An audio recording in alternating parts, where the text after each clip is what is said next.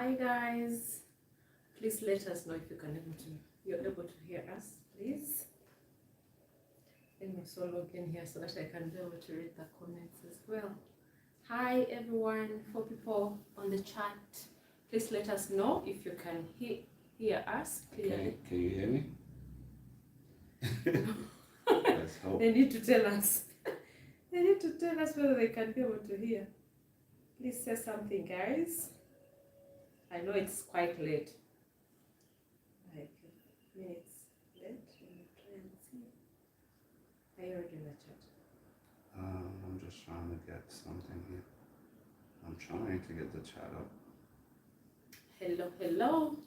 Who is there? Who is on the chat, guys? Please let us know if you can hear us so that we can start off the live stream. I know it's late, but never late. Okay, let me see. Let me connect as well here. Guys, who's watching? Please let us know.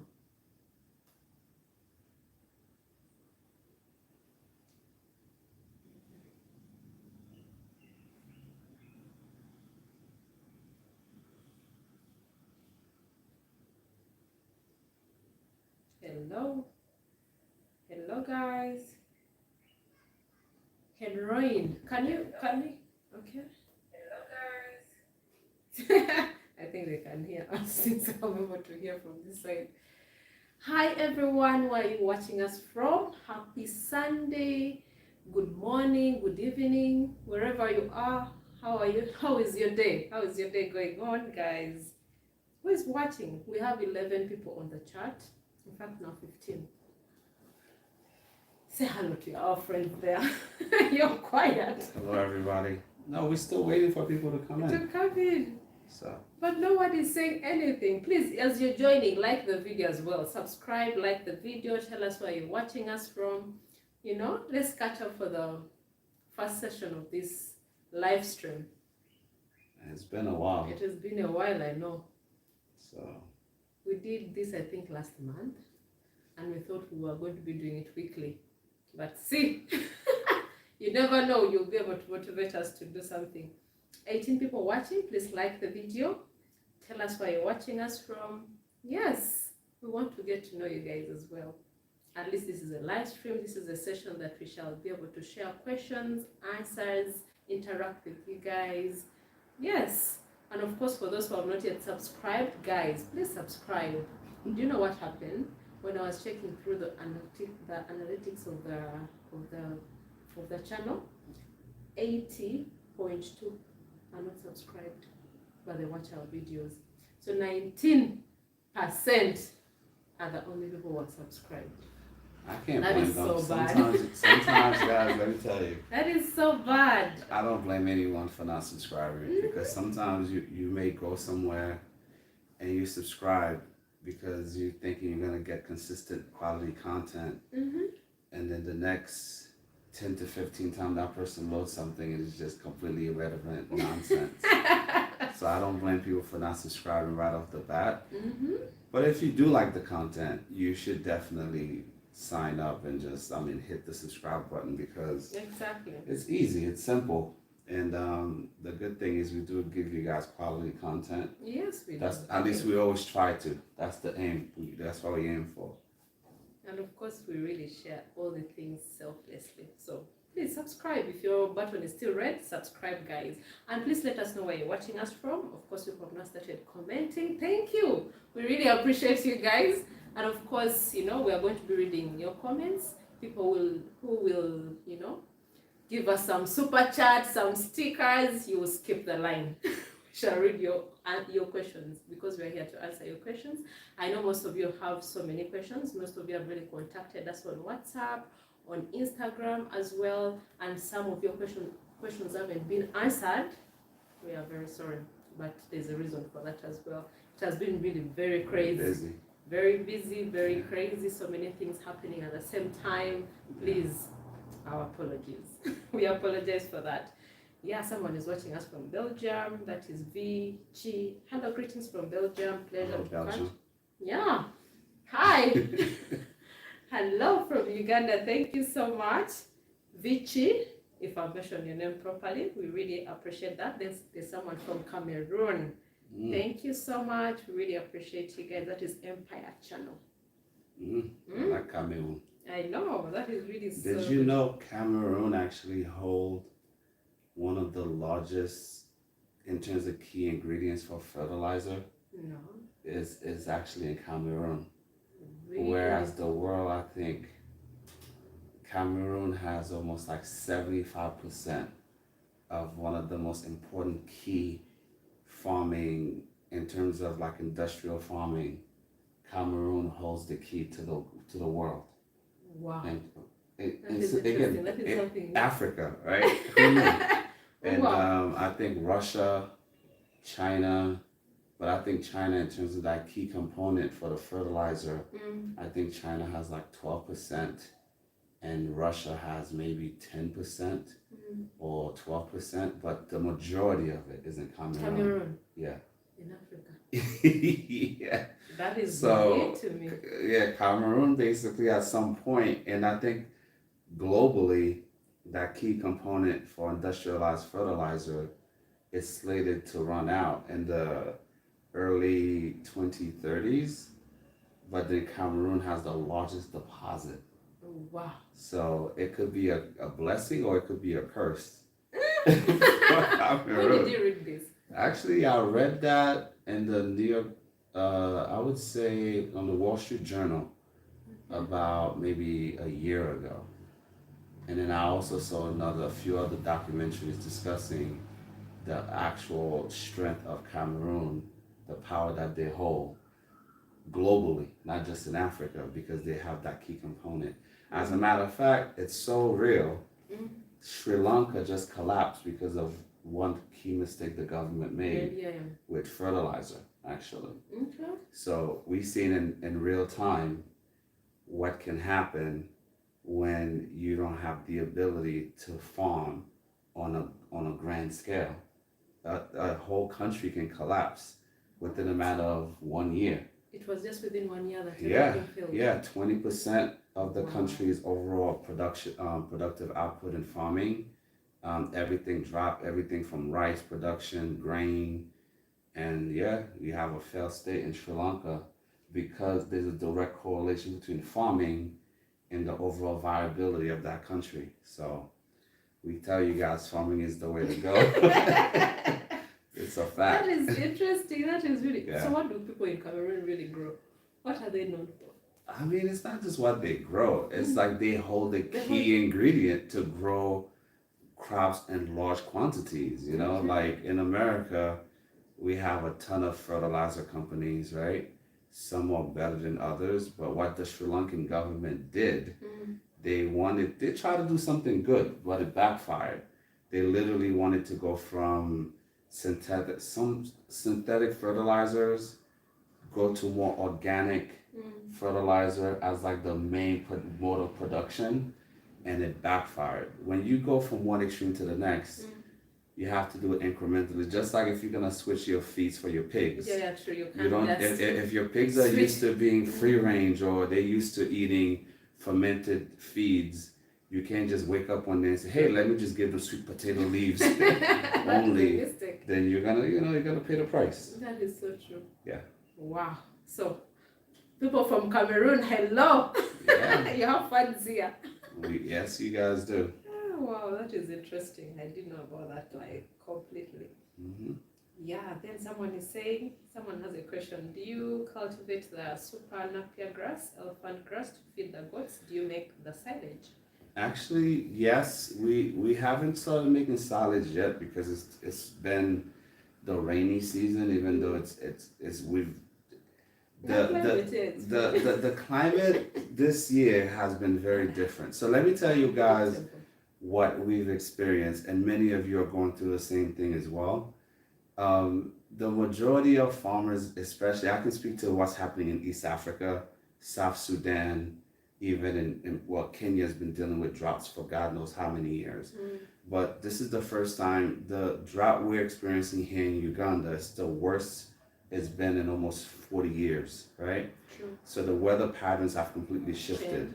Whereas before, the local farmers in our region could literally plant based on just a calendar.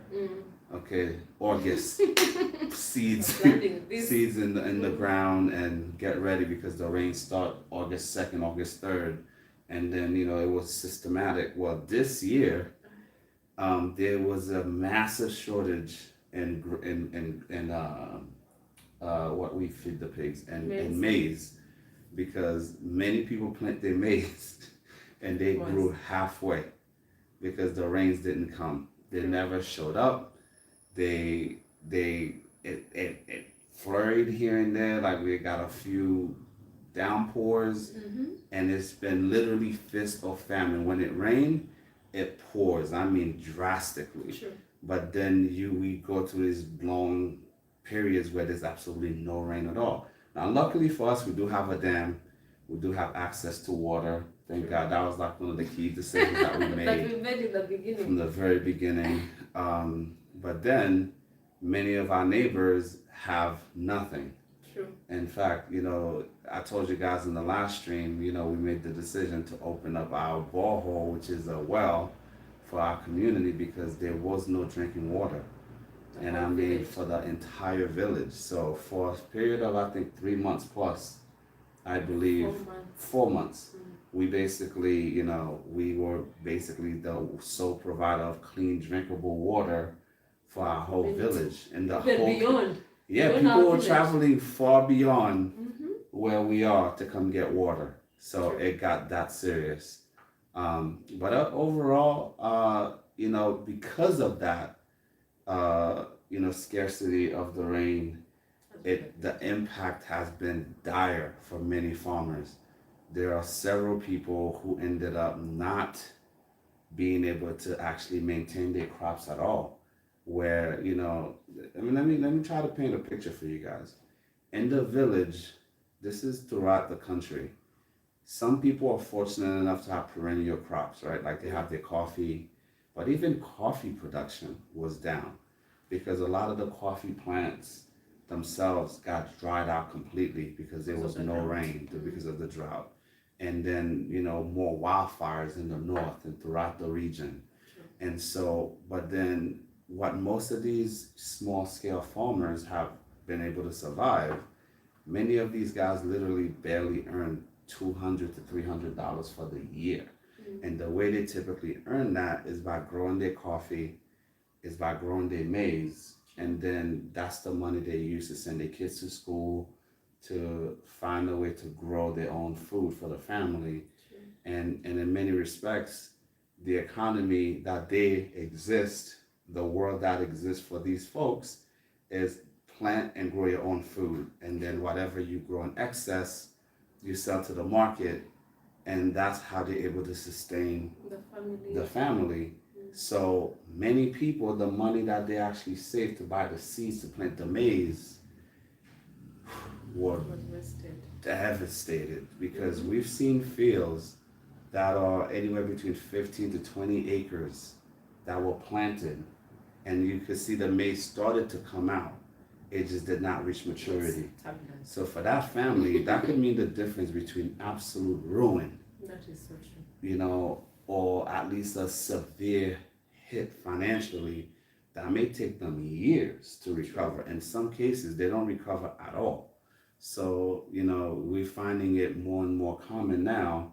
And because of that shortage, the price of grain, the price of bran, the price of all components for not just pig farmers like us, but especially folks who are in poultry production, it's been a heck of a time. And a lot of people, they experienced this last year in Ghana, more so in the West. Really? A lot of people literally had to kill their parenting stocks to try to get some sort of capital to help them weather the storm. And a lot of people have actually been forced out of the business because of that. Someone is trying to follow me decline. Sorry. Yeah. So it's been really, really, really difficult for a lot of people. Now, from a financial standpoint, the impact now is when you have to spend double, if not triple the amount of money to feed your pigs. So I don't know how farmers out there are really dealing with I don't this. even I pray for every farmer, whether you're just growing crops or you're in livestock production, but to see the drastic change of the price of just maize, which is typically, I remember the days where we used to buy like a kilo, 200 shillings, which is barely a free, what, 2-3 pennies, 2 cents, to now being able to pay 1,800 in some cases, 1,200 shillings. I mean, when you think about that, it's just mind-boggling. So if you're an average person that hadn't planned appropriately, you're taking a haircut and you're taking a beating, simultaneously, and it's just been rough. So again, we've actually shared with you guys, yes, you want to weather the tough times, and that's exactly what we've been doing, and we've been very fortunate to be able to do such. We've been able to navigate this turbulent time, but a lot of people at this point, there's very little hope. There's little hope. Because we're thinking at least maybe from this harvest, the prices was going to go down maybe 3 weeks ago. Exactly, but it's still the same thing. In fact, it's ticking back up, and we have people coming to Uganda from Sudan, from South Sudan, from the Congo, Kenya, and they're driving their trucks all the way. I'm talking like 10 hours, 30 hours to come to Uganda to get maize, to load up their trucks, to go right across the border. And so, but the local people who are growing these provisions here, they rather sell to those people because they pay more money. So now there's a trickle effect. And then you also have the millers who actually now they're hoarding the actual maize because they want the price to stay up and keep going up, which is really horrible. So in terms of regulation, this is something that I think that the director of agriculture should look into. There should definitely be rules in place. Now, I don't begrudge anybody trying to get top dollars for their product, but they're gonna basically squeeze an entire generation of farmers out of business. That is true. I mean, it's gonna get to the point where the idea of a regular family being able to eat meat, if this continues, it's just gonna be a fantasy. Which is good. Because now I remember the days where a kilo of pork used to cost what, 10,000 shillings? Was it? Yeah, around 10,000 shillings. Right now, it's up to like 20,000. Yeah. I mean, it's really shocking. It's a mixture of climate, then also this normal prices going up. Well, climate, of course, the elephant in the room, the war, what's happening in Ukraine also impacts everyone here. But then still, we used to be able to get access to maize here locally. But now it just doesn't exist. It doesn't exist, and there's no hope. No, of course. Thought maybe by last week it was going to come down. It's not. Was going to be normal. Yeah. Now the trick is, if you have maybe someone in one of the millers, you have to talk to them nicely to keep for you. Yeah. So what happens? They even tell you, please come early in the morning because we have trucks that we are loading. Yeah, they're not even going to wait for you. They're not waiting. Yeah. So it is really very tricky. So I don't know how these farmers out there, please let us know. How are you surviving? Because it is really crazy in where we are. Yeah. So you were still asking about why we're not doing silage and all that. Oh, the reason we haven't been doing silage is because we actually have enough land to graze the animals. Yeah. And so, but then we had so much, we got lucky because we actually had planned our elephant grass in time. Yeah, we had. That was a huge blessing. For many of you that were like, don't plant, elephant grass. No. Not good. No, elephant grass saved us, especially with our goats.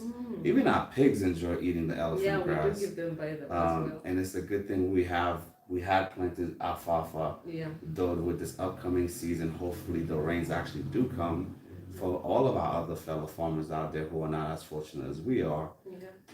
We definitely want to plant a lot more alfalfa, a lot more bracharia. We actually, thanks to our friend, well, we had already purchased Yeah. bracharia before, but our friend Solange from Farming Africa, he actually brought us some extra seeds, which was amazing.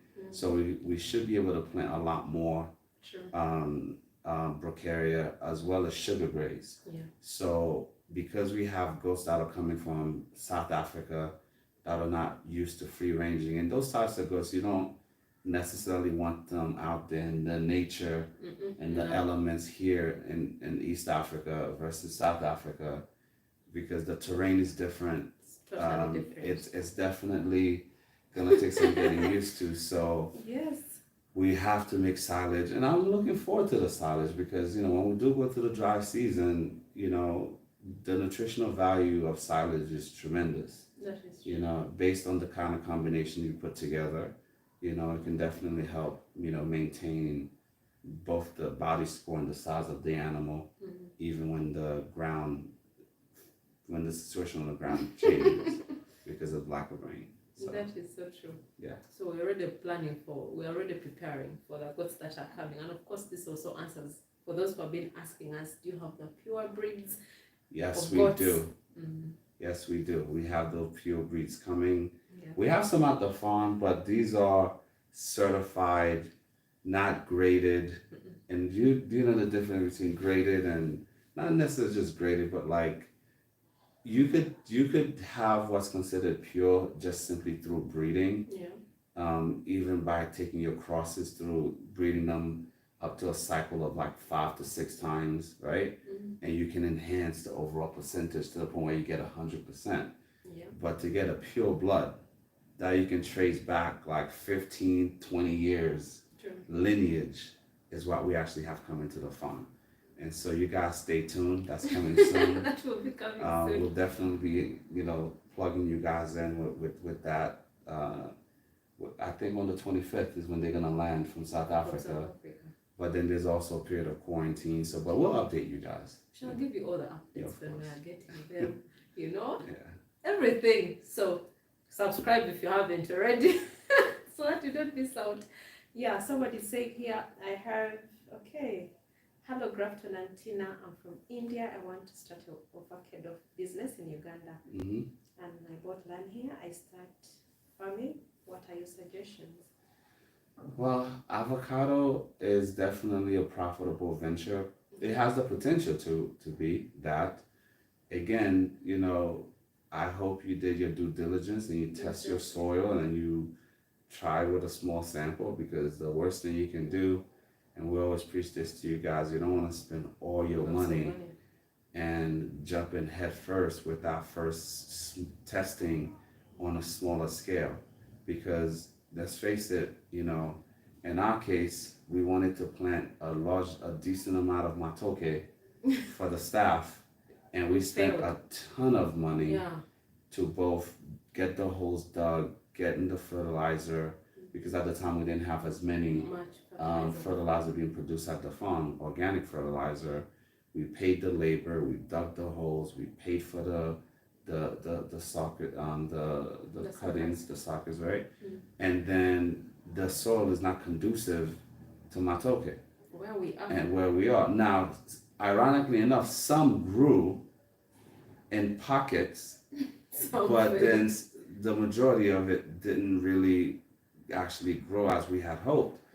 Luckily for us, we still went very small. We went small. We only did like an acre. That's a livable mistake. It's an experience in the field that we're in. Some people, like I actually know someone who actually, I met this person at the airport when I was coming back from the US, and they actually planted 15 acres of matoke. What? This person spent close to like 12 or 15 million shillings, and I believe less than a half acre came out. And so in a situation like that type of body blow, she had to literally put everything on pause for at least another 24 months to try to save money in order to continue with that project. Or But then switch. at least now she knows she can't grow matoke on that land. And so, that's why we always tell you guys, test your soil first. Yeah, true. Always plant a small patch at first. Make sure that the land that you have is conducive to what you want to do. Because you might want to grow avocado, or you might not be in the right area for it. You might be in Nakasangola, for example, and up there it's just dry, arid, and it's just not conducive to anything but grazing. Parts of the year. In fact, those guys don't even get a rainy season.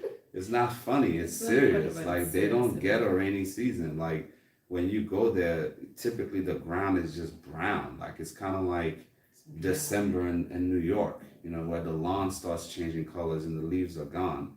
And it's like that the majority of the year in that area. But if you're fortunate enough, and I believe you making that investment, wanting to invest in avocado, that means you're a savvy farmer, a savvy business person. I'm sure you did your homework. Let's at least assume you did. Yeah. Then it's a phenomenal venture, because Hass avocado is highly sought after, not just here in Africa, but around the globe.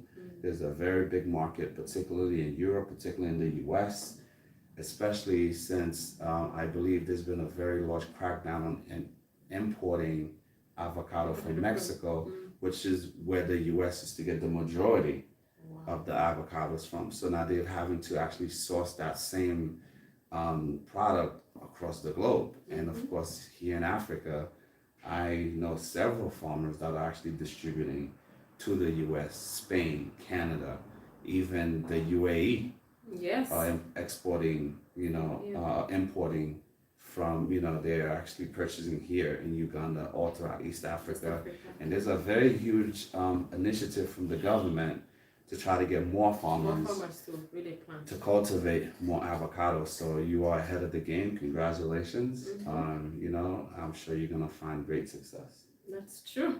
So go for Hass. Hass is good.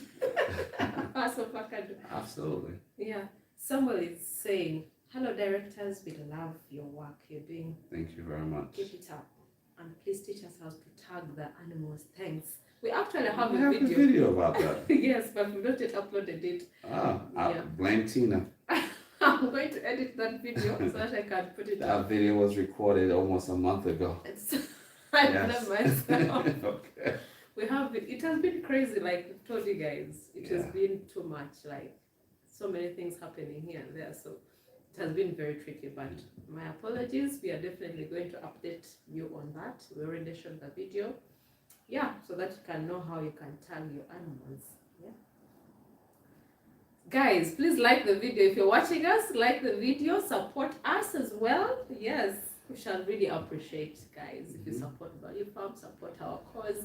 And of course, it's really a pleasure for us to come here to always, catch up with you guys, discuss with you guys. As far as catching up with everyone, let's talk about the elephant in the room, or better yet, the photo that was used for the thumbnail. That's actually what we wanted to talk to you guys about, because we haven't really brought you guys an in-depth update in a while. That's because we've been extremely busy. Again, doing the things about farming that's not necessarily sexy but necessary. We've been doing a lot of fencing, a lot of fence repairs, a lot of chasing down better breeds. I love that part of the career change, right? But the actual research aspect of it is not sexy, it's not fun.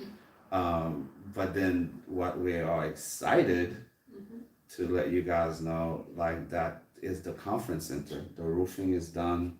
The next thing now is getting all the electrical stuff done, and then finishing the plumbing. Well, the plumbing is already done. It's just a matter of getting the piping stuff, not just the piping, but like the actual hardware that needs to go in for the plumbing. And of course, just finishing up with windows and then plastering and painting. So we've made tremendous progress there. Thank God some of the prices of building material has come down to earth, because at one point it was just out of control.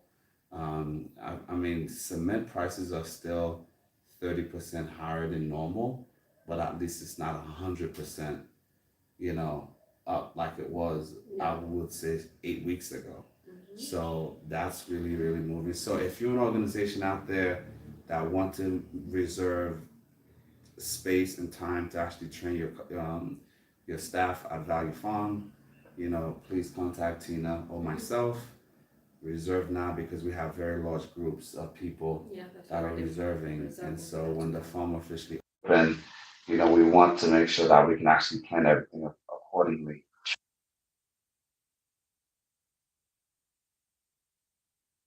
Well, I think they from this our subscribers.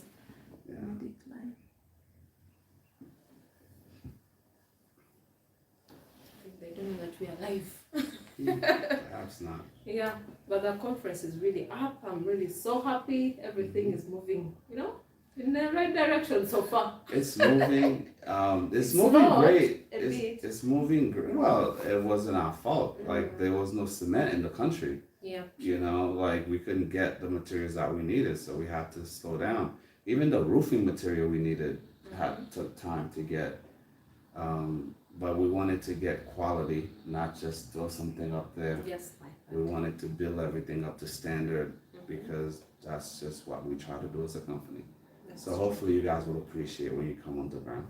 Yes, and of course we shall host you guys for those who want to sleep at the farm. Even the cottages are in progress, like we promised you guys. So those Mhm. ones are also hand in hand with the conference. Of course. Yeah, so when you come to the farm, in case you feel like you're very tired to go back home, we give you accommodation nearby. And of course, there's a lot of learning that is going to be The going key on. thing is going to be the learning. I mean, Yeah. the thing that is most pressing is the educational aspect Education of bit it. of it. Because let me tell you something, when you get into this business, if you're not well versed in the field you're getting into, you're gonna get hosed. True. You're gonna get discouraged, and then when you have to look at farming in a similar fashion as if you're first going back to the gym.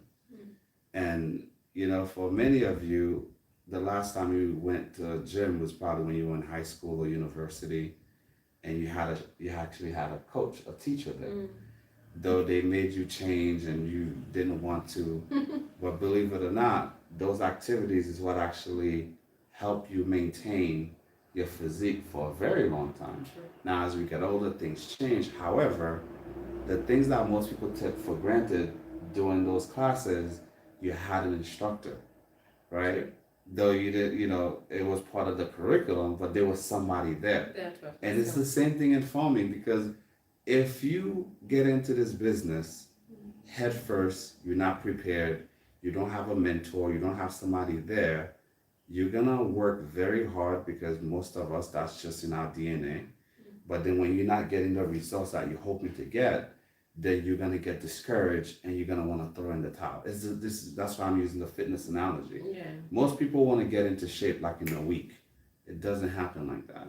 Most people want to quit their desk job today and get into farming within like a few days.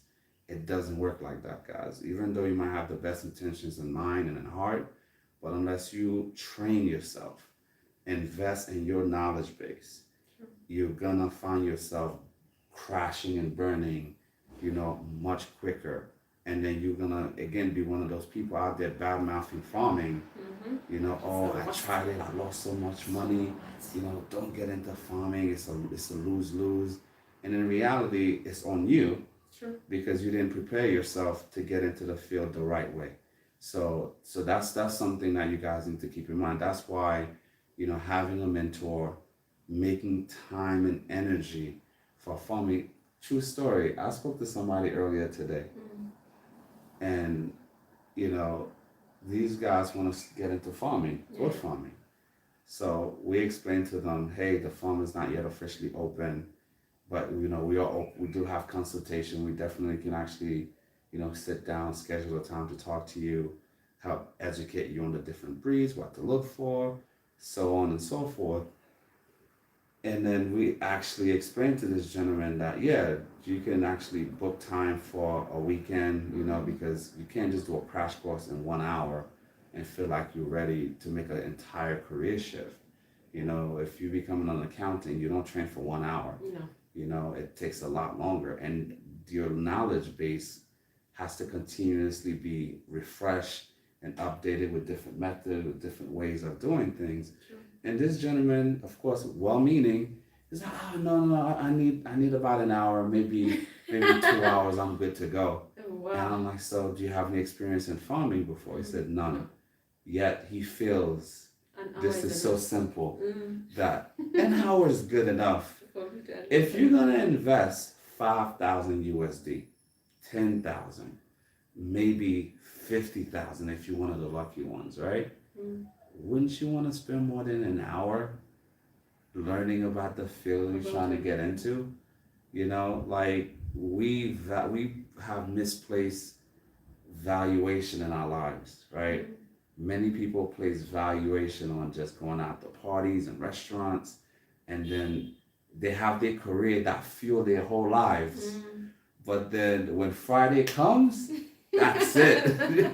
The phones are off. They don't want to talk up to anyone. They don't want to prepare. And you have lawyers and architects that behave the same way. Yeah, true. But in reality, unless you're willing to put in the time and energy to perfect your craft, don't blame anyone but yourself if you don't find success. Yeah, true. So hopefully you guys can keep that in mind. Oh, wow.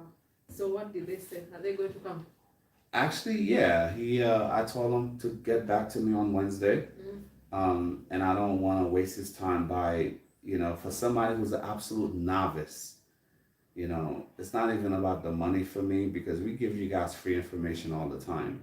It's about making sure that he gets the right information because he's the leader, his sister is following his lead, and it's like the blind leading the blind. You know, like you need to be able to have somebody there, you know, some sort of guidance. True. And I hope he listens. But then again, you know, human nature, man, particularly men in this field. That's why I work with my CEO, my director, my co-director, including our farm manager, you know, ladies, you know, because as a man, I know sometimes, you know, we make decisions without having all the facts. You know, it's the same thing. The best drivers on the road. Men get frustrated driving behind you ladies at times, but then the insurance premiums for you guys are much lower because the insurance companies recognize that female drivers are more often than not are more careful, or more cautious, or more responsible when it comes to being on the road. You guys care more about safety, right? And most of the best companies around the globe are ran by women. And so, you know, in our case, what we can learn from that, guys, we need to slow down. We need to actually ask for help. You know, most men, even when we lost on the road, we don't like to ask for directions. And it's the same thing. You can find yourself completely lost in farming. And you want to be. And you want to be in charge and just like, you know, fake it until you make it. And farming, and when you start faking it, you're not going to make it. You just need to ask for help. Yeah, true. And then, of course, invest in yourself, invest in your craft.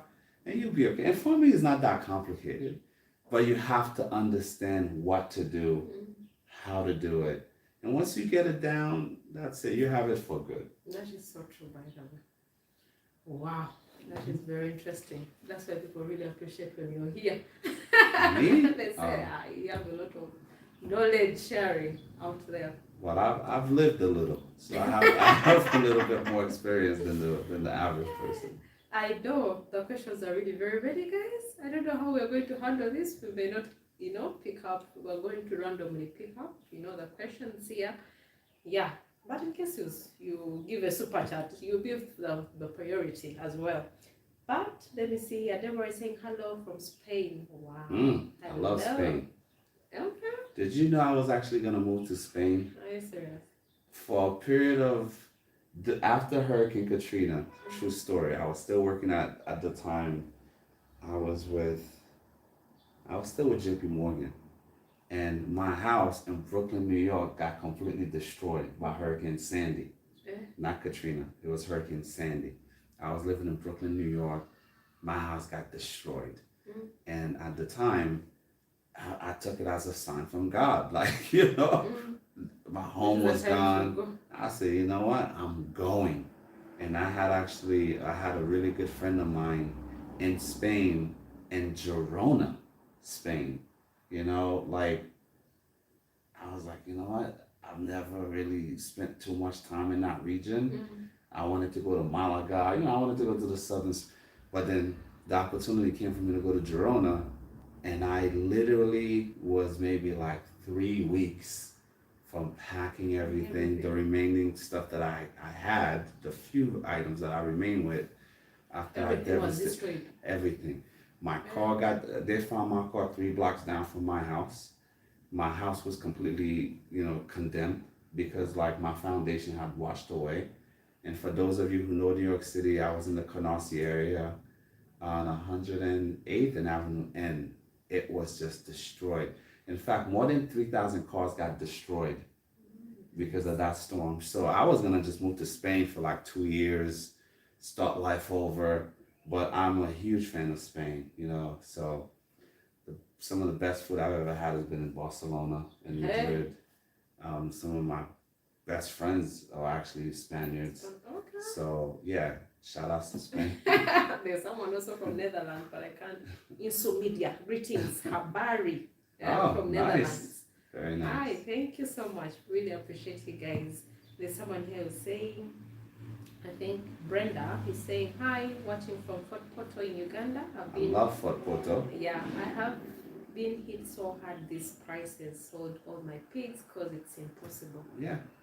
And what's the name? Brenda. Marina. So I actually know Brenda from Fort Portal. Our friend, the pumpkin lady. Yeah. No, it's not just you, Brenda, and unfortunately, that story is far too common, and that's why this is one of those things that you can't always predict. Like you can't predict rain, you can't predict sunshines, but there are certain patterns that have held true for many decades in this country, and that has been the rain patterns, right? True. And so we have 4 seasons here, like we get two rainy seasons a year. Then of course, so 2 dry seasons. So this time around, it just hit everybody by surprise. And it's not like people are making the mistake of not planting, because we always preach to you guys, plant your feeds first, then stock up on the breeds. Well, people planted. The food, the maize just didn't grow. And so, but now it's actually rolling into the next season. So there are a lot of people, it's not just for pigs. This is for folks who keep chickens, for folks who are actually, even the schools and the boarding schools, because a lot of the staple of the diets is Portia, which comes from maize. And literally, I remember we used to be able to buy 50 kgs of Portia for like 76,000 shillings. And it got to a point, it was over 200 a couple of weeks ago. It went down to 160. Yeah, 160. Yeah, it was literally like 195, 200,000 for the same, literally. So for the 50 kgs, so you could have purchased, at least 100 plus kgs for that same amount of money. And to think that you're spending that money to barely get 50 is just, it's gut-wrenching, it's gut-wrenching. So for my fellow farmers out there, hold on if you can, and there's no shame in you, taking a 8-second count. Sometimes you gotta take a knee in life, and there's no shame in that. If you have to slow down, if you have to take a step back, it's okay to do that. Just make sure you plan accordingly, and you come back stronger for the next go around. So that's it. Wow. Then Deborah is saying, thanks for the information. I have built a farm, massive one. But to be able to have 41 pigs, I hope to have more. Congratulations, Deborah. Wow, that's great. That's fantastic. Where's Deborah from? I don't know. She didn't put her Congrats, location. Deborah. 41 pigs. But You in business. I know. You in business, Deborah. I want to be like Deborah when I grow up. When you grow up, yes. Then someone is saying, have you brought the hydroponic fodder for your goats? Actually, no, we haven't. Because again, we're in an area where we have more than enough. You know, in fact, the only reason we're switching to a semi-intensive, even because we're actually building more goat structures. Yeah. Because again, the numbers are increasing. Thank God for that. But we're building more structures in order to start to separate the different breeds. Yeah. Because we have pure breeds at the farm, we're getting more purebreds at the farm, and because of that, we're going to separate the breeding stock from the meat production stock. And even within the purebred stock, we have Savannahs and we have Boers. So we're going to be separating each and every single one. And so we have enough actual natural landscape, you know, enough grass, enough shrubs for the goats, for the sheeps. Yeah. But the reason we're actually going to start doing the silage is because these very rare and extremely expensive goats, we don't want to take the chance to expose them to the element and meet a viper in the bush. Because listen, you don't want to lose any animal. But if you're going to take a loss, better it's a $300 loss versus a $2,000 loss potentially. So that's why we're actually going to be creating our own silage with the molasses and all the different stuff that we actually have grown at the farm to make sure that both those goats remain in an environment. We're trying to recreate where they came from, because most of those goats never free range in South Africa. They don't buy them. They literally just eat their silage, they sleep, they hang, and then they produce giants. So we're trying to recreate that. I'm really excited. Every time I think about the goats that are coming, I'm just excited. Yeah, me too. Wow. Then, yeah, this is Africa. Hello, he's one of our Hello, this is moderators. Africa. I know this is Africa. Yeah, he's Welcome. saying, what about growing black pepper and export it? Black paper? What's black? You mean black pepper? Yeah. You said black paper. That's how we mentioned it. That's how we say it. I have never thought about black pepper actually. I love the idea of growing chilies and habanero. I wanted And to. we've grown it. We've grown some at the farm, but I wanted to do some on a grand scale. But I didn't think about black pepper. It's something we should look into. Yeah. But again, we can't do everything. You know, you have to know your limitations. You have to know what's scalable. Like right now, the focus for us is livestock. As we start to introduce more, you know, crops at the farm. Yeah. But the stuff we're growing is not to sell at market. No. You know, it's for the animals. It's to staff. help feed the staff, and also to help supplement the feeds for the animals, right? Yeah. But at some point, there are other ideas that we've been kicking about. We've been researching. You know, like getting into oil production is something that we've been thinking about long and hard. Building an actual processing plant to actually, you know, manufacture sunflower oil, peanut oil, you know, other types of oil here naturally, organically. Yeah. Because, you know, we see a huge gap in the market. Yeah. And it falls in line with what we're doing. Yeah. So. That's nice. Someone is saying hello from Zambia. Then someone is saying peace and blessings, be one family from Marion County, Georgia. I know Georgia. I know Marion County actually. Okay. Yeah. I really love playing with the soil because all riches boost. Oh, what is this? It's a wonderful program. I just subscribed. I know I'm here to learn a lot. Thanks. Thank you so much, Kelly. Speaking of Georgia, quick story. One of my favorite Mexican restaurants is in Georgia. It's in Tifton, Georgia. It's called El Matate. I can't believe I remember that. How do you remember that? That restaurant is the most authentic Mexican food I've had in America. In fact, because you know, in the U.S., I actually have a gaming esports company that we've done a lot of work with. Yeah. We used to drive our production equipment from Florida to go to Georgia, to go to Virginia.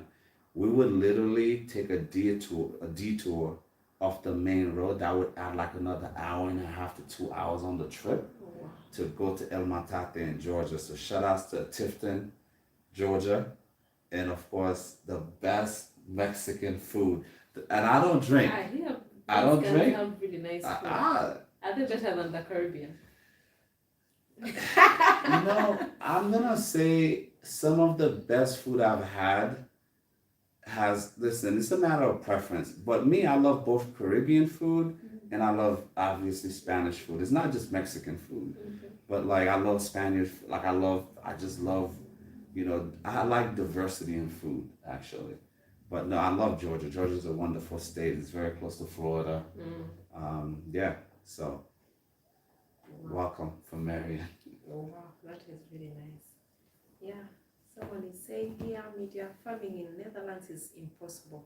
The European policy about farming is destroying farming. There's a lot of knowledge of modern sustainable farming. I would love to talk to you about. Okay, you can contact us. We can definitely schedule a Skype, not a Skype. Who uses Skype anymore? We could do a Zoom or Google Hangout conversation. Yeah, reach out to us. That would be great.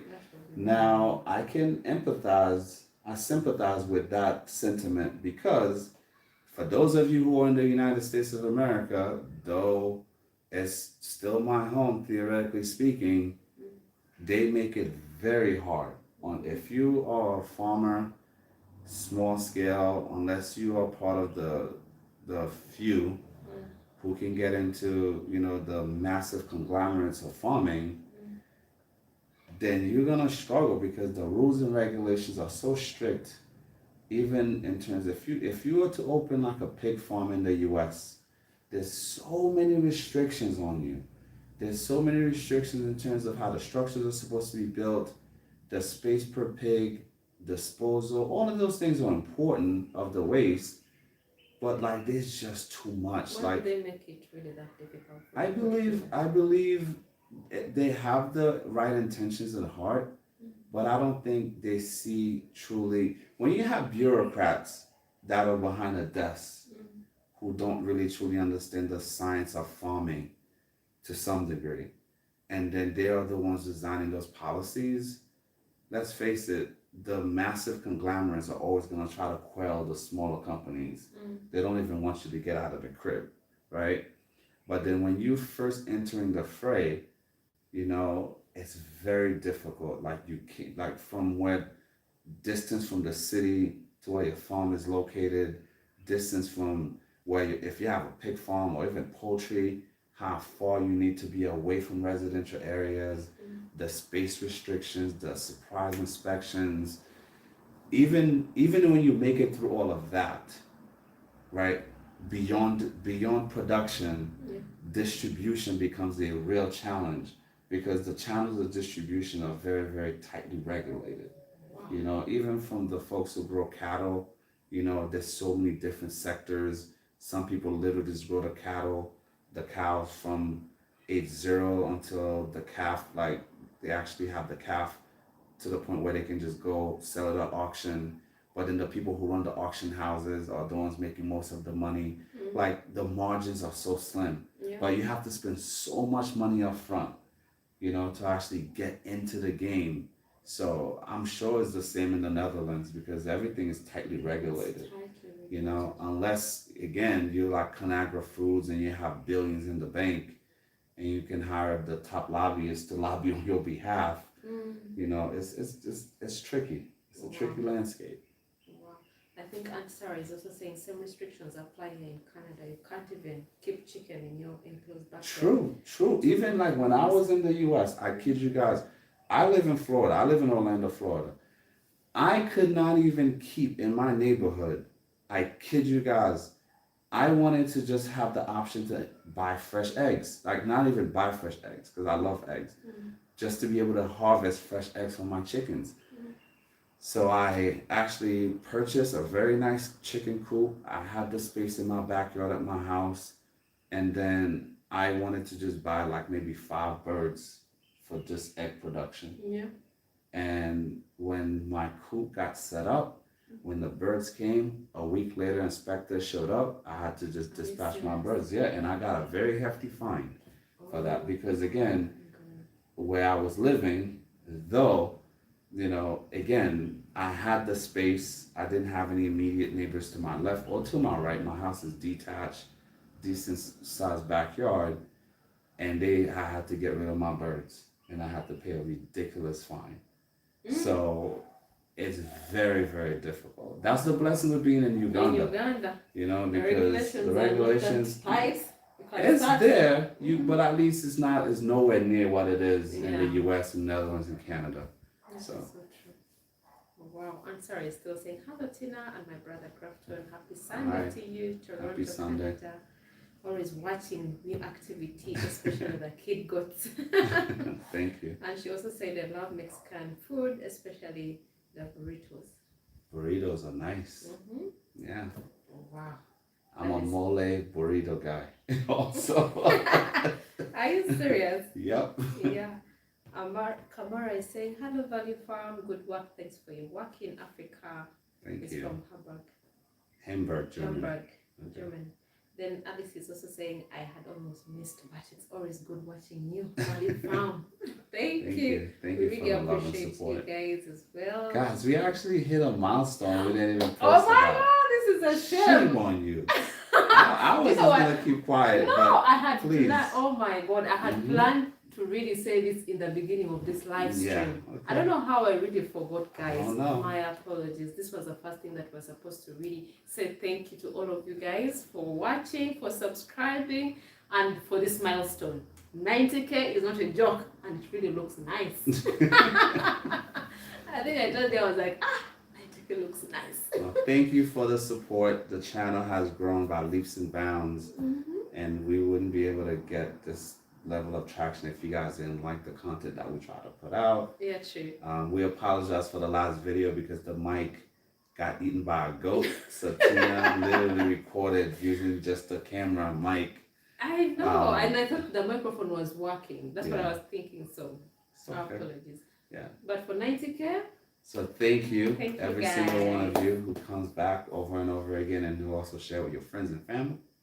We appreciate it. and of course the next milestone is 100K. So guys, we want to get a silver button. So subscribe, tell your friends, tell your family members so that we can. I want to have a huge party at the farm when we hit 100K.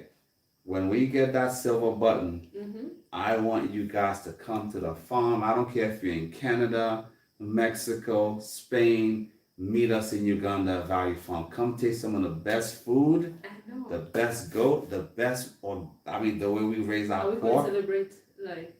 It's going to be a celebration. You guys come to the farm. Let's go. We have this party. Yeah. Hey. So when we hit 100K, when the silver button arrives, we're going to plan a huge welcome to you guys, and we're going to celebrate together on the grounds of Value Farm. What do you think about doing like a little giveaway or something? I don't know, Tina. You're a co-director. Don't put the pressure on me. If you want to give something away, you have the power. Oh my God! But I'm really super excited. 90K, guys. It has been a journey. Of course, you guys loving the content and sharing with your friends. And of course, we appreciate you guys that stuck around even from the BNT days to now, where this is just farming. You guys really showed us we really love the content, and that is a great motivation to us every time. I know sometimes it can get crazy, demotivating here and there, but you have to edit late in the night, and the sleep is too much. And you now contemplate, should I go and sleep? Should I just surrender? Should I sacrifice to edit this video? Sacrifices must be made in order to attain success in life. So, but everything about Value Farm, about everything we're doing is about sacrifice. Of It's course. not comfortable sometimes. It's not but easy. You push yourself so hard, so hard. So for you to really, start off a farm, it's about sacrificing everything and push yourself moving, because sometimes some things are not really, some things let you down, some things really demotivate you. But let me tell you guys this, for those of you who are in the professional space, it's not just in farming. The same, you can remove farming, insert for those of you that have gone to school to become pharmacists. You can remove pharmacist and install doctor or engineer or attorney. You know, for those of you out there that are full-time spouses and stay-at-home moms, even the stay-at-home dads, shout outs to you guys too. You know, it takes time. You sacrifice for what you really want and what you really need. You know, farming is just one of those things that it takes a little bit more patience, obviously. Sure. And of course, you know, you have to really sacrifice both your time, money, because once you get in the fray, time is again what you're working against. Sure. You know, and sometimes if you plan appropriately, instead of working against time, you find yourself working with time. You know, so it's just a matter of how you decide to get into the fray, how you prepare yourself, what you want to do in farming. The possibilities are endless. So, you know, you don't have to do livestock. There's so many different things you could do. You know, and if you don't want to get into farming per se, the supply line, the supply chain requirements are so vast. You can get into meat packing. And for those of you who live in Canada, US, you know, some of the wealthiest people out there are not even the farmers, are the people who are into the processing. True. You know, the meat packers, those distributors, they're making billions while the farmers are barely making peanuts in the US and Canada. That is true. And even here, by the way, the same thing, the farmers are really getting less compared to the people who are really doing more value addition. So that's why actually Value Farm, we do want to create the official Value Farm Association. Yeah. It's so that we can work with micro farmers, small scale farmers, to help give you guys a voice, to help give you guys purchasing power, selling power, guidance, you know, to actually create an alliance that's not just going to benefit us as a group, but benefit all of you guys who are serious about farming, especially if you meet the criteria that we're looking for. You know, if you agree to do things the way that we see it, in terms of getting things onto a high standard, no cutting corners. You know, these are the things that we really are planning on and unveiling to you guys very, very soon. And you know, serious farmers only, please, you can email us at wevaluefarming626@gmail.com. And then you can tell us a little bit more about your farm, what it is that you guys do, and you know, the level of experience that you have, and whether or not you want to be a part of a true co-op that's going to be designed to grow and move farming forward in East Africa. Be a part of the movement. Of course, we shall take the lead so that we can bring us together. Absolutely, yeah. Because we want more of you guys to really join us. Most of you have been inspired, so let's be together. Let's work together, guys. Yeah, somebody saying that the guy who asked us about, you know, collaborating, he said, thank you so much. I'll reach out when I land in Tanzania. Most of the Dutch farming is relocating to Africa and Asia. There's a lot of finance to invest. Talk to you soon. Thank you. Yeah, then the farm lady is saying hello from Nigeria. Hey. She's so familiar. Hello. Of course, that's the fish expert. Hello, I watch her videos. Guys, go subscribe to the farm lady. She is, if you're interested into fish farming, she's an expert. She's really good at what she does. And she's also been very helpful to me. That's been my advisor behind the scenes. Like, when I need stuff about fish, like, hey, when she comes to Uganda to come test the soil, see if we can put some fish ponds there. So you might be seeing the farm lady featuring in some of our videos in the future on the ground. Because you see, I practice what I preach. I reach out to other farmers all the time. You know, from Fred in Ghana to the farm lady out in Nigeria. To even Dr. Trevor Bernard. I've messaged him on WhatsApp in Jamaica. Of course, I love Dexter's World. That's my guy. You know, like, this is the field we're in. There's someone even saying hello from Nepal. Nepal, yeah. Yeah. Naples, yeah. Nepal is a beautiful country. Yeah. Yeah. And we have so many subscribers better from that side as well. Thank you for the support. We really appreciate you guys Indeed. so much.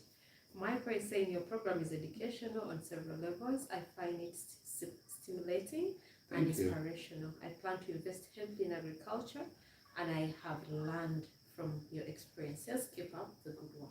Thank you very much. We really appreciate Thank that. you. We really appreciate that. We love to hear that because we want more farmers to, again, you don't have to have, you know, a wealth of experience in farming when you're first starting. Sure. But like you being in this chat, you taking the time out of your Sunday to watch us this live stream, to watch our Our videos, videos. you know, that will definitely get you onto the right path. And of course, we're always here to We help. really appreciate you guys Yeah. so much. Thank you. And let me pass out this to all our supporters, those who have been giving me the thank you. You mean I've the been- coffee? The coffee. I've been seeing the thank you coming in. And there's one person, I don't know how I've really missed out his name. I wanted to give him a shout out because he's been, I think, going to all videos and giving us a thank you. I really Really appreciate appreciate that. You that. should definitely find that I person. need to find his name. Next I know I video can we should definitely give that give person shout credit. outs, yeah. Yeah, that person has been buying Tina coffee. And let me tell you guys, this is the Tina you get when she has coffee. You see? Like when she gets her cup, at least 2 cups a day, she comes to work in this mood. When the coffee's not there, the mood is usually no, somber. come on. Even when the sun is shining, Uh-uh. the mood is somber. Oh my She's God. just dragging around like, we're on the ground. There's no rise and shine. It's just rise and So, But I love the coffee and I appreciate everyone who really goes, makes an effort to make me happy because that's what I live for as well. When I see course. such things, appreciation from farming you and guys. coffee is everything to Tina. Yes, it's live. It is because I feel live. appreciated, of Of course. course. And of course for the effort that we put into these videos and everything that we are doing at Value Farm. It's a motivation. So for all those who have given us the coffee, thank you so much. And those who have become our members, we also have new members who have joined. Thank you for that. Thank you. We really appreciate you guys. Some of the time, sometimes I just go and I just count the members.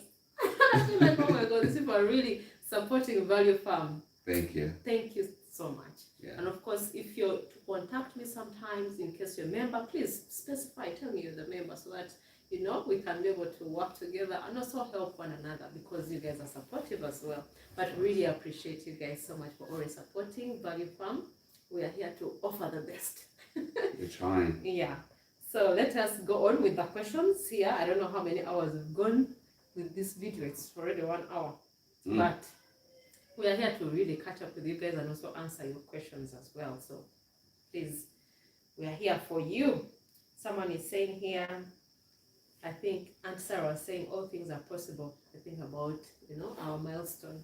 What I think about Yeah, our milestone. thank you. Yes, I'm really waiting for you to ride the pig. That is one of the things. I can't ride a pig, people. You ride the pig. You guys What do trying you to think send about me it? to jail? No, you might be able to ride a pig.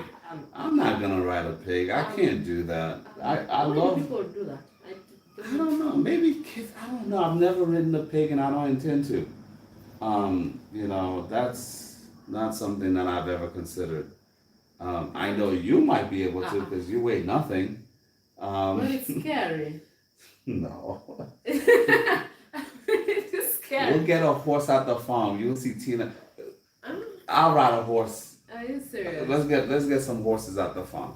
Because I was really wondering, because this some person has been telling us in our videos I to ride know. the pig. I was like, oh, how? I've never We started can, that thing one day about we that. can organize piglet racing. As a fun activity. Those piglets will just rest too much. No, You they'll know how run. they really get so excited when they come outside. I know. They get so No, crazy. they'll race, especially if they know there's a reward at the end. Yeah, They'll race for it. okay. Yeah, and they have very good sense of smell. Yeah, true. So, yeah. That is so true. Wow, then someone is Caleb is saying, I'm encouraged by your teaching. I have started my farm in Kenya. I'm doing Congratulations. well. I love farming. Congratulations, my brother. Congratulations. Congrats. Yeah. The Ugandan prepper is saying I might move in right next to you with my farm, Lord. Come on, hey, come on down, neighbor. There's enough land in our area, so come on down to Lorero. Yeah, listen, there's so much that's needed. You know, there's no competition in farming because the world needs to eat. True. You know, like we need to produce as much as possible. We need to get as many of you out there who are bored at your desk, who are bored out your mind, writing papers and research papers. Get back to the dirt. You know, get your hands dirty and cleanse your soul, man. You know, let me tell you guys, some of the happiest time of my life is when I'm at the farm. Yeah, true. You know, and believe me, sometimes waking up at like 3:50 in the morning, 4 a.m. to leave my house, and then to take that drive to the farm, it's so exhausting. But when you get there, you smell the fresh air, you're seeing the animals, you're seeing the staff, you're doing your rounds, you're taking care of some of the chores. It just brings you back to life. That is true. So, you know, I hope you guys at some point in your life get to enjoy that for yourself, as an owner, you know, as a farmer, as a fellow farmer. So we're looking forward to hearing more success stories from you guys. Success stories from you guys. Yeah. Then you say, please, can you translate in French? I want to understand. Say hello to your friends in French. Maybe that will make him happy to know that you speak French. Ça passe. Ah, no, that's Creole. That is Creole. What's the name? Rick Eto. Eto, huh? That's a famous former footballer. Okay. Yeah. What is the meat price in your area? In Uganda? I mean, a kg of pork now, as we say, is 20,000 shillings. How much is that in USD? In USD? 20K. I think it's about $6 now. Yeah. Let's double check.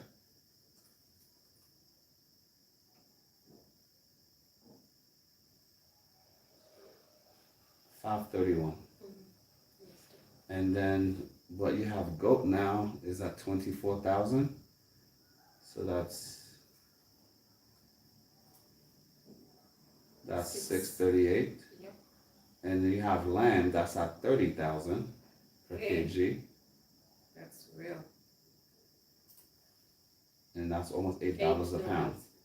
So there you go. That's And even a tray of eggs now. A tray of local eggs is 30,000 shillings. Yes. Can you imagine? A tray of local chicken eggs in this country is almost $9 a pound. I mean, per case. Yeah. That's incredible. That's true. It Yeah. was really very interesting to know that in Ghana, remember when we were interacting with friends, Yeah, saying they don't care about local, the local eggs. bird, but over here there's a high premium Yeah. on the local chicken because many people here don't even like eating broiler.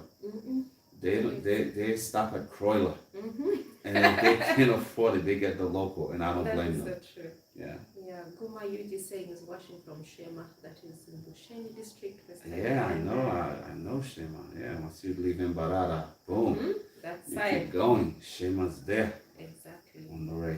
Auntie Sarah is saying, Tina, I'm presently looking for farmers who grow almonds. If you know anyone in the world else, please let me know. That's actually, I know what she's doing. That's so smart. That's so smart. Wow. Do you know anyone who is doing that? I'm actually looking for farmers who are just growing cashew nuts and sunflower because the sunflower cakes is also good for the feeds as well. Yeah. But then the oil part of it is what I really am going to, as a team, we want to actually start testing the options to see what we can actually make happen on that front. True. Erico Cheng saying, hello Tina and Greg, love your teachings, keep up. Thank you so much. Thank Really you. appreciate that. Then you're saying, I'm into bamboo. What's the name? Geo Agric. Yeah, well, Geo Agric is a very smart person because bamboo is actually a cash crop. one of the best kept secrets out there. Most people don't know that bamboo production is actually very, very, very profitable and sustainable. And there's definitely lack of awareness about bamboo as a business model in terms of farming in this country, but it's definitely a great part of the farming world. If you can come in with bamboo production, great for furniture, all types of application for bamboo. Sure. And of course, bamboo shoots edible, so there's a very big market for it, both here regionally and internationally, actually. That's true. Yeah, so smart. Ken is saying, Tina, I'm from Nairobi booking for celebration for the 100K. You should absolutely come. Come and enjoy let me tell you something. I'll be the one cooking at least 2 goats. Ha! You know, I trust. You get to taste my cooking for that celebration. I trust that. I'll be in the kitchen. And in the future, when we start doing whole hog barbecue at the farm, because we have so many pigs, we have to roast some. I'm gonna be the one on the 1s and 2s making your jerk pork, jerk pork, jerk chicken, including all types of other Caribbean options. You know, for those of you who knows about Caribbean cuisine, we're gonna be making you diri kole, dia sospoa. We're gonna make pate cordé. We're gonna make poule flee. We're gonna make all of it. What is that? The cabbage? Which one? The cabbage. The cabbage. Oh, we're gonna make legume. We're gonna make everything. So it's gonna be based on your request. Hey. But the first 2 goats at VF, you guys will taste it from me. And of course, you know, I'll even make you guys feel my favorite mixes when it comes to drinks also. You'll get to taste the mask off. Yes. I'm sorry, saying your audio is not clear. My audio, Tina's audio, I don't know whether it is okay now. Did you turn it off? I don't know. Okay.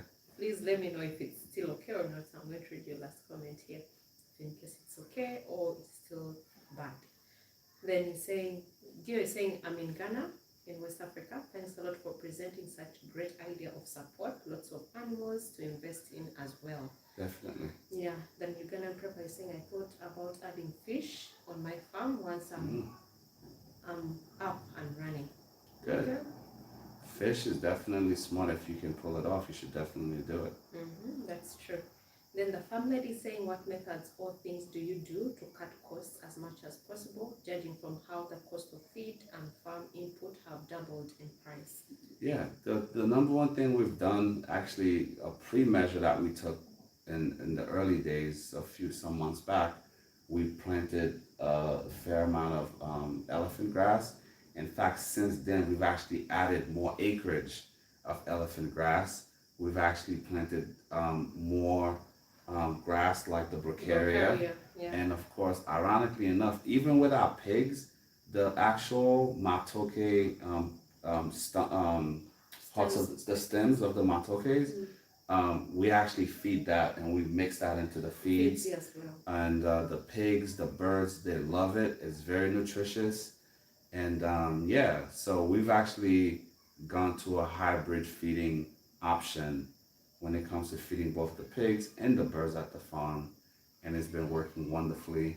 We grew our own soy. We've actually did the first harvest. Looking forward to processing that, and we hope to plant even more. So this time around, if all goes well, we fully intend to plant at least 10 to 15 acres, if not 20 acres. Sure. And then, of course, we've also contracting other farmers in our area to actually grow more maize for us, including groundnuts, including more sorghum, as well as soy, so that, you know, come what may, we'll be prepared. I think the next thing we're going to be doing at the farm is building a much better storage facility for all of the provisions that we both plan to grow and purchase to help support our community in the near future.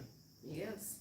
And of course, we're also planning to get our own milling what? We'll be milling our own feeds, in the near future, for sure. Yeah. So you guys will be able to come get value farm feeds. Feeds from us. Yeah, and Lorero, just come see us when the time comes. We'll let you guys know. And of course, course, that will also help the community because we really travel very They far. travel very far to go get their stuff milled. Yeah. And they often get cheated because let me tell you guys, a lot of those millers are thieves. I know that sounds very harsh, but it's true. Because sometimes you bring in your maize and you could bring in like a half a ton and you get a quarter, like 3/4 of a ton, because they're gonna take your maize and funnel it and sell it to other people as if it's their own. That is so So that's why we're gonna start milling our own feeds, because it's happened to us, it's happened to many, many people that we know. And another thing that a lot of those millers do, which is despicable, where they would purposely wet the feed to increase the kilogram. So then when you get it at your farm, the freaking maize bran and stuff is wet. So you have to dry it, and then when you dry it, you lose so much. of it. And then a lot of the time too, a lot of these millers, what they'll do, they'll actually write the wrong kilo amount on the actual bags itself. So when you buy, even though you go to the miller, they mill the stuff for you, be present, be vigilant. Don't trust those people, you know, because they will definitely rob you blind. And that's why we actually have, and it's better to do it yourself if you're able. But if you're not, you can at least come to a trusted company who will take care of you guys. That is so true. And to even make it worse, if the bran is really dry, wet, it gets moldy. Yeah, it gets moldy, it gets rotten, then you have to throw it out, and your animals can easily get sick. But they don't care, they're just looking for the money. Which is horrible. That is very so true. Yeah, I'm sorry, saying Tina deserves more than just a bottle of champagne. Thank you. Well, you have the option. Yeah. Coffee and champagne. And champagne. Ah? Yeah. That is really so good. You can remember by saying he also loves coffee. Moses is also saying I love coffee. Oh man. I love coffee we have people too. who love coffee. He makes the best coffee by the way as well. I like coffee. I used to be a barista as a kid, so shout outs to Starbucks. Wow. So when you say what kind of farm can I start with 45? What kind of what? Farm. Can I start with 45,000? $1,000 or $1,000? Oh, you should definitely message us. We can give you the blueprint. Yeah. Do you know what you could do with $45,000 here in Uganda? You can definitely, you can start and build right out of the gate, a very nice either poultry project, goat project, or you could take that money, again, opening a processing plant. You can start small and then you go as you expand as you go. That is true. Yeah. Yeah, then someone is saying I need dairy cows and goats so that I can. Oh, his first question was I need advice on starting cattle farm, beef production only. That's a smart man or woman. Because now, let me tell you something. They're starting to import the Brahmins here. They're starting to import a bunch of the other breeds from both Germany and Switzerland. But then here in Uganda, you have the Ankole cows that does both. Yeah, true. You know, in some cases, people cross them. And you know, they're crossing the Frisian with the Ankoles, they're crossing the Ankoles with the Brahmins, you know, it's the option is there, especially if you have the space and you have the money.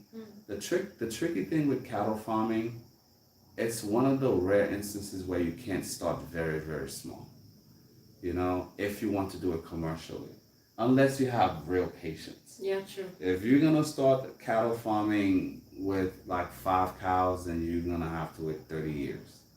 But if you have the money and the capital to start out with at least 70, 50 cows, 100 cows, then you have clear business ahead of you. Because if you start out with 100 cows, my goodness, literally every year, once you reach that, once you get your first line of production, 24 months after that, you can literally start selling 100 cows a year. And you can just count that quiche all the way to the bank.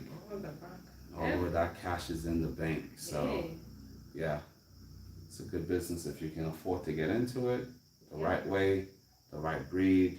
Make sure you're in the right area. The right area as well. You know, that's important. And again, for some of my fellow members here that are in the chat, if you're gonna get into cattle ranching, if you're there having to buy feeds for your cows, then you're gonna find yourself in a world of hurt. You know, hopefully you have enough land to both grow enough grass to make your own hay, to make your own feeds, and the rest, cows are fairly easy to take care of, especially based on the breed. And so, yeah, cows and sheep, but specifically answering his cow question, yeah. Wow, Uganda people was also saying that I need dairy cows and goats so that I can make my own cheese. Then we should talk. Where is he located? Ugandan prepper. He said he's coming. I don't know when. Ugandan prepper, when you get on the ground, you need to come meet with us because we are on a mission to actually make cheese in Uganda great. Because let me tell you, man, that's the one thing in this country that just does not exist. In fact, today I threw out 2 blocks of cheese because they just taste like garbage. And I've never given up on the cheese. How? It's such a huge industry and it's so underserved. No, I'm saying the one you always get to buy. And I tried, but there's just been failure after failure. Yeah. It's bad. Horrible. Wow. Somebody is still insisting that I should try to ride the pig. It's easy, Tina. It's a troll. It's a troll. Just ignore the troll, seriously. Wow. Yes, you're good. I'm sorry, saying my brother Grafton, there is a farmer who grows cashew nuts, but in eastern Uganda, Mora. In fact, that is my village. Where? Mora. Let's take a trip. I should ask someone from the village. Yeah, cashew. Who's that one?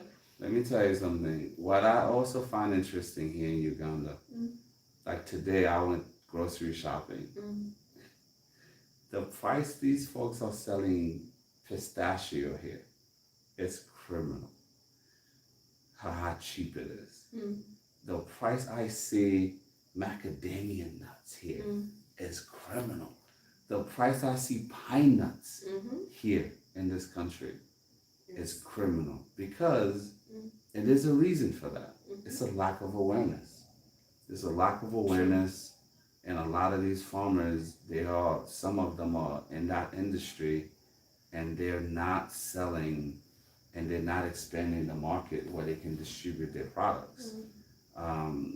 But yeah, I mean, I speak from experience. I clearly know when I'm in Orlando, Florida, or even in Phoenix, Arizona, I have spent anywhere between 9 to 12 USD on a small container of organic almond butter. In fact, if it's almond, it can go up as high as 15. And these are old prices. Because, I've been here for like 6 months plus this time around. So based on the war, I'm sure those prices might have gone up to like maybe $20 in some cases if you go to Whole Foods, right? And I've purchased peanut butter, just organic peanut butter, natural peanut butter with no additive or preservative. The average for a small bottle, you're looking at $7.99. Even Smart Balance, which is like a middle of the road if you can't afford the organic, right? For those of you in Florida, you know all about Publix. There's a brand called Smart Balance, that is getting up to like $6, $6.50. So, but here in Uganda, peanuts are grown everywhere. Yeah. And then peanut oil is such a valued commodity, but in this country, there's no one here manufacturing peanut oil on a grand scale. No one in this country is actually manufacturing peanut butter on a grand scale. That's true. We've never thought about it. Mind blowing. Because let's face it, there are a lot of foreigners in this country, like myself, who want tier 1 peanut butter, and we can't find it anywhere. Now, granted, credit to the local folks here, they make their own, which is fine, but many people don't have the time or the knowledge to make their own peanut butter, but they like the convenience of just going to the supermarket and just buying tier 1 peanut butter, and it just doesn't exist. So not just the cheese, peanut butter, peanut oil, sunflower oil. You know, a lot of folks come from Kenya to buy the actual sunflower seeds here. Make the sunflower oil in Kenya and bring it back. Yes. And mark it up by 300%. That is so true. Wow. Then you're gonna remember saying I'll be making my own brand Nice. of dried meats in Uganda. Ah, see? You've talked Smart. about it before. I have. And I didn't think, I was like, okay, dried meat, that's what Dry meat, dry fruits. Yeah. Mm-hmm. It was really rare. Yeah. Wow, someone is saying, I would love to come and see the farm. Is there a way to arrange a meeting? Yeah. I mean, the farm is not yet open, so you just have to stay tuned. But contact Tina or email us. We shall keep them posted. Yeah. When the farm is official, I'll make noise. We're getting close, though. We're getting close. Everywhere. I will definitely post that the farm is We're getting officially close. open. We'll let you know the days that you can definitely come and visit. Yeah, then someone is saying, I'd like to come. Okay, that was that. Oh my God, brother, you must be Jamaican. Jack chicken, jack pork. Hey! I love my Jamaican food. I love my Jamaican people. Yeah, true. How do you manage to keep the workers organized? I can't lie to you guys. It's not easy. Yeah. But we are very blessed to have really good people at the farm. Yeah, we have a very, very wonderful manager. Agnes has done a tremendous job.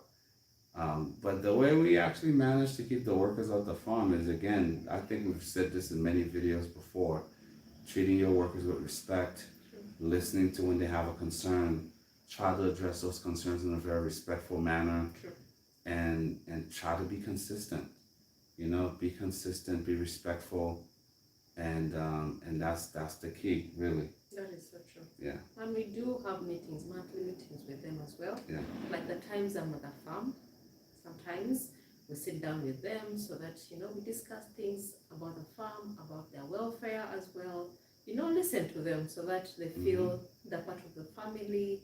So that's how we really interact with them, and we tell them, of course, what the farm is all about. They always have to have it at the back of their minds that, this is what we are up to with Value Farm. So we really also encourage them as well, because most of them have families, they have wives, they have children. So we have to make sure they're comfortable at the farm. Yeah. And I think the key component, when you actually have a good employee, it's always good to go out of your way to let them know that you appreciate and you value them. Sure. Like one of our hardest working members on our staff, he requested to have a few days off. Yeah. He wanted to get like a weekend, but we ended up giving him a week because since this guy's been on the ground, he's been one of the most consistent workers at the farm. So instead of just giving him a weekend, we give him a whole week's paid break because he deserved it, right? And then we do this with our staff. So we hire additional staff to create the option to give our regular staff to rotate their days off. Yeah, sure. Because many farms don't do that. Some of those guys work 6-7 days a week, and we don't practice that. We literally try to give these guys time off to go home, be with their families. And as we grow, as we open, we're gonna maintain like a 5-day-a-week schedule. So we'll have the full-time folks that just work Monday through Friday, and then we'll have the actual reserve staff that will come in for the weekend to make sure that everybody stays refreshed, stays recharged. Because you could easily get burnt out, doing the same thing day in, day out. So we try to we rotate their breaks and time off. And of course, the most important thing is making sure that they feel appreciated and respected. Because in the region we're in, we hear nightmare stories all the time. That's why most of our staff, we don't have much turnover anymore. Yeah, in the beginning we did, but most of the people that are at the farm that have made it through their probationary period, they're with us now for a year. We have many, many members on the staff that's been there for a year. Even before the farm was even there. So some of them have been there for like 14 months plus, but then the average staff that's with us is almost a year. Even Norman has been there for almost For a 8 year. months, for Almost almost a a year. Coming to you. Edward has been there for a year, For a year now. you know. So yeah, but the key, when you find the good ones, make sure you treat them well. Pay people on time. Be respectful. You know, mistakes happen. Don't lose your lunch just because, you know, you're experiencing a few losses here because animals are sick. You know, just treat your people with respect. But the most important thing, the thing that I take the most pride in, me and my co-director, she will tell you, come rain or high water, when it comes for payday, we make it to the farm and we make sure we pay every single staffer and we shake their hand and we tell them how much we appreciate their both sacrifice for being at the farm because they are away from their friends and families, working very, very hard, and then that we appreciate them, and the way we actually show them the absolute finest level of appreciation, we pay them on time. Consistently. On time. No excuses. Because in this country, you work your tail off, many people are behind in their payment to their staff by 2 months, 3 months. Thankfully, the Lord has blessed us. We plan appropriately, and we literally pay our staff on time. Consistently. Whether it's a Sunday, whether it's day off, not, we make it to the farm. We pay the staff, and we let everybody know how much we appreciate them, how much we thank them, and we value them as team members. And another thing too, and for those who are not happy at the farm, you know, we help facilitate them to go elsewhere. You know, there's a saying that I borrowed from an NFL coach. If I'm not mistaken, it's actually the current head coach of the Pittsburgh Steelers. Now I'm blanking. He has a saying where, you know, we don't take hostages, we take volunteers. So the people that are at the farm are people who really truly want to be there. Those that want to be there, we train them, we cultivate their knowledge, and we cherish them. And that's how we've been able to have more successful employment stints with the staff. That is true. So I hope that helps you. Those ones who are not comfortable, we talk to them as well. If you're not comfortable, we give you options. Yeah. When someone is here, let's be winding up this live stream, guys. It's almost 2 hours. Okay, we gotta roll this down. Tomorrow, farm. We have to go to the farm. We have to Exactly. prepare for the farm. So let me see. Moses is saying, I'm watching from Dubai, hoping to join soon in good farming. I will need your advices. Sure. We're there. We'll be here. Yeah, we'll have the breeds for you. We'll have the pure breeds. The pure breeds. We'll have meat, goats, if that's what you're interested in actually producing as well. That's true. We'll have the pure breeds. We'll have the high graded breeds as well. And yeah, that's what we're trying to do for the region. Sure, you're gonna group by saying, okay, I'll come and see you. I think when we say it, you should really come. So Absolutely. we can cheese together. Yeah, I would love to. Okay. Mary is saying, what is the best grass for goats? Farming, I want to plant my pasture. Amisi talks about chloris. I hear brocaria.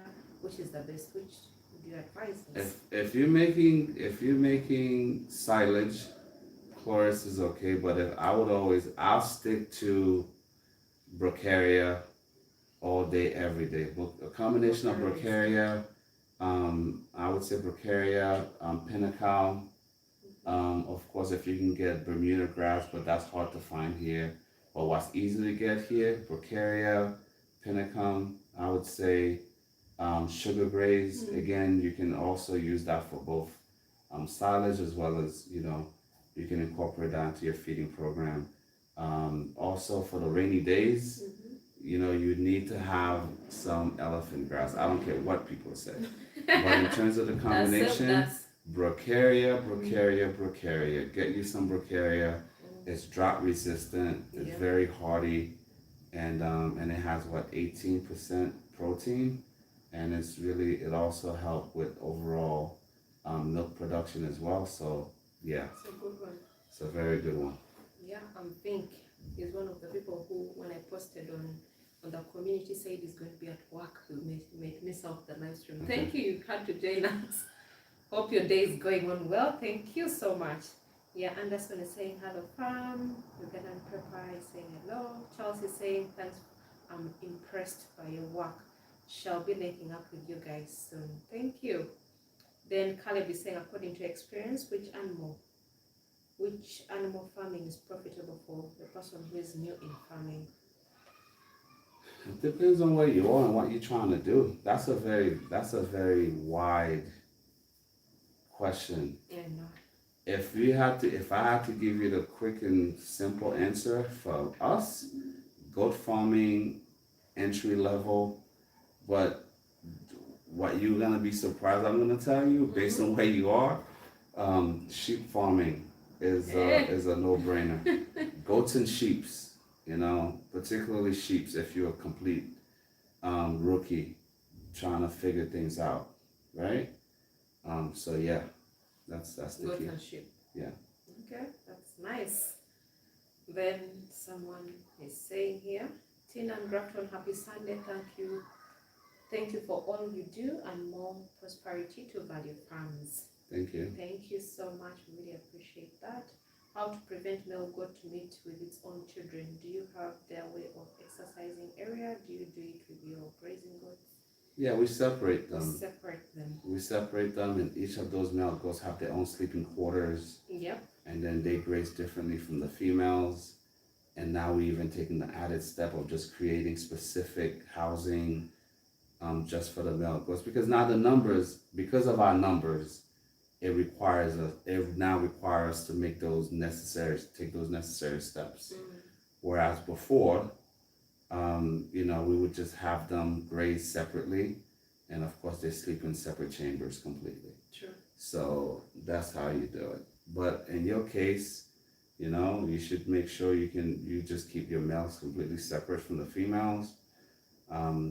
Especially even if you have kids, the moment they turn 4 months, they're ready, they're good to go. In many cases, people don't realize that, but they can be good to go. So yeah, separate them. Don't let them sleep with their moms, obviously, even when they're weaned. And then that's the best way. Just keep them completely separate. That's true. Guys, we really appreciate it. I know comments are still coming in. Yeah, yes, it's been real. It was nice. Thank you. But somebody's saying, how can we know when you're going to do a live show like this one? We're gonna post in the community center on the community How often page. do you guys want? It's not about how often they want. It has to be realistic. Maybe we'll try to do this once every 2 weeks. Yeah. Every other Sunday. But again, that's based on scheduling. Because at times we have emergencies at the farm, things happen, but we can try to do this every other Sunday. Every other Sunday. Yeah. That is better. But really appreciate you guys for joining us from the beginning. Thank you very much. Yeah, don't forget to subscribe. Please subscribe, guys. How can we only have 19% of our subscribers watching the video subscribed and the 80% are not? Guys, I have no idea. So sad. Please just subscribe. I know just people sometimes just watch and subscribe. It's because people. I don't blame them, because people get spammed by garbage all the time. Yeah. There's a lot of subscribers out there that are in recovery from bad content. I get it. I understand. But guys, subscribe. If your button is still red, please just subscribe, like the video, share with your friends and family. Road to 100K. Road to 100K, so, guys. subscribe. So that we can celebrate with you guys. We want our family bigger and better, so that we can learn from one another. Because what we do share, but we also want to learn from you guys. So we learn from you, you learn from us. This is a family. So that when we come to host you guys at Value Farm, it is really amazing. It's a big family, and we expect to, of course, host everyone. I know most of you are not in Uganda, but when you plan to come to Africa, when you think about coming to Africa, think about Uganda, think about Value Farm. Yes, we are here to host you guys, right? It'll be fun. So it will be really fun. It was nice. Until next time, you guys have a good one. All right, have a good night, guys. Au Bye. revoir. Ah. How is in front is over? Yeah. Oh, that is real. Au revoir. Okay. Bye. See you guys till next time. Bye.